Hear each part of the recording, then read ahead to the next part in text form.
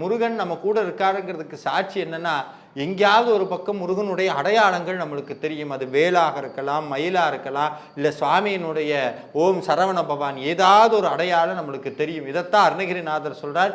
அருணகிரிநாதர் முருகப்பெருமானை நேருக்கு நேர் பார்த்திருக்கிறார். நீலங்குள் மேகத்தின் மயில் மீது நீ வந்த வாழ்வை கண்டதனாலே மாழ்குண்ட பேதைக்கு நின் மனநாரும் மாழ்தங்கு தாரை தந்தருள்வாயே வீரங்கொள் சூரர்க்கும் குலகாலா நாளந்த வேதத்தின் பொருளோனே நானென்று மார்தட்டும் பெருமாளேன்னு ஒரு அற்புதமான நீலங்குள் மேகத்தின் ஒரு திருப்புகழ் இருக்கு. இந்த திருப்புகழ் ரொம்ப கம்மியான வரிகள் தான். இதுல அர்த்தங்களோ ரொம்ப பெருசு. நீலங்குள் மேகத்தின் மயில் மீது நீ வந்த வாழ்வை கண்டதனாலேங்கிறார்.